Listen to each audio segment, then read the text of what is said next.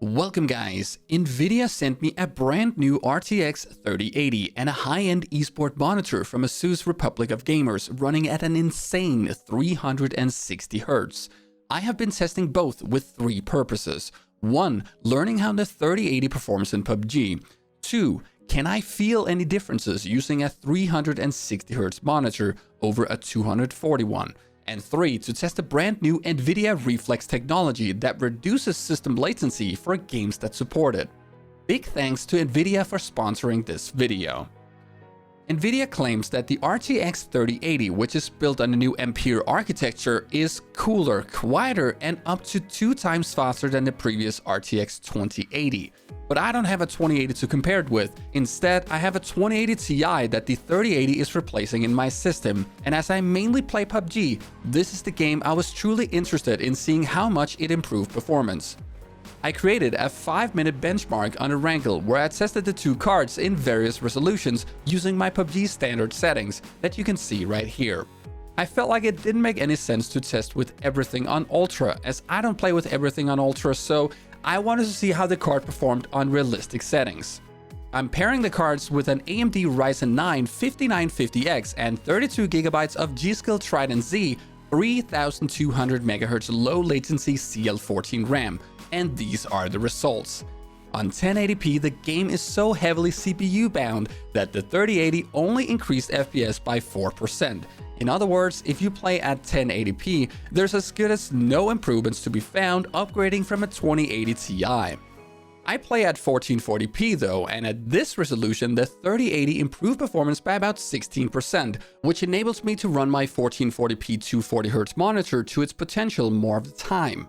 At 4K resolution, the 3080 manages 141 average FPS, which is a 26% FPS improvement, meaning that running PUBG at 4K resolution with a 144Hz monitor is suddenly viable.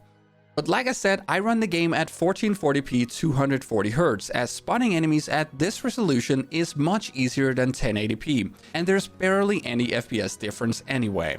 When we talk about game performance, we always talk about FPS and Hertz. How many frames can your computer produce, and how many frames per second can your monitor show? But while FPS and monitor refresh rate aren't bad indicators for performance, the ultimate one for a competitive gaming system is latency. System latency, simply put, is the delay between the player making an input to the game and the game reacting. For example, when you're moving your mouse quickly to flick to an enemy and get a kill, or even just shooting your weapon. So if two players with the same reaction time and skill attacks each other at the exact same time, the player with the lowest system latency will win. This makes system latency an incredibly important metric for competitive game performance. The delay between you clicking the button of the mouse and the gun firing in the game is now something we can measure using the Reflex Latency Analyzer tool that is built into the ASUS ROG PG259 QNR monitor that is one of the first 360Hz IPS displays. The Reflex Analyzer tool is the world's first gamer-ready system latency platform that measures the time from the mouse click happens to an action takes place on the screen. The way it works is quite simple. All you do is that you plug a supported mouse into the monitor, which acts as a latency-free pass-through. Then you enable the latency analyzer in the monitor menu, which will give you this box on the screen. This box needs to be placed over the muzzle flash of the weapon, so the monitor knows when the gun is firing. Now all you do is click the button of the mouse, and then you'll see the latency in the upper left corner, which is shown in milliseconds. To further improve this benchmark, you can enable the Latency Performance Overlay from the NVIDIA Overlay settings, which will show you a bunch of details. And the one I'm really interested in is the average system latency. I then fire 30 bullets in single fire, and at the end I get a result. At 360 FPS and 360Hz, I get an average system latency of 13.1 milliseconds. But if I limit my monitor refresh rate to 60Hz, this latency jumps up to 17.5 milliseconds, an increase in latency of 33%. When I then also limit my in-game FPS to 60, giving me 60 FPS and 60Hz, the system latency jumps up to 25.7, thereby doubling the input lag.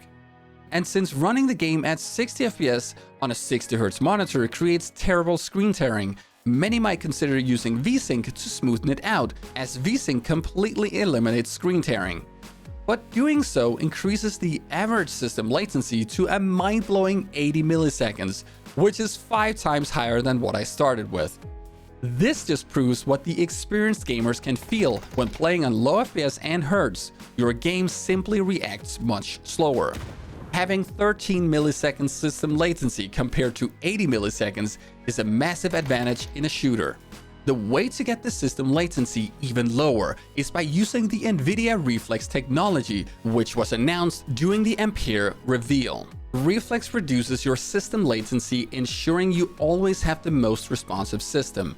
It's supported for NVIDIA GeForce 9, 10, 20, and 30 series GPUs and is easily turned on and off via the in-game menu of supported games. But unfortunately, it's not available for PUBG.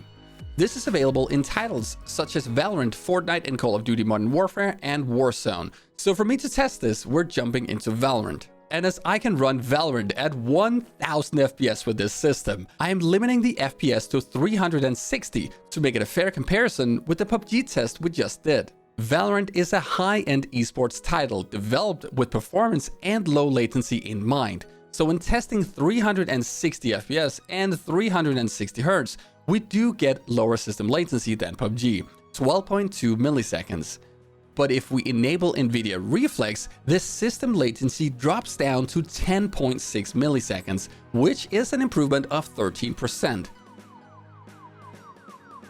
The Reflex plus Boost option didn't really change the results for me, which is because this feature keeps the GPU boost clock a bit higher, so in this test it won't really do anything.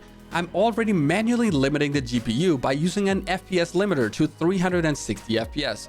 But I also have a very good computer, and you might get into situations where a lot of stuff happens, so to get the highest consistency in low system latency, keeping it on Reflex plus Boost would be the way to go here.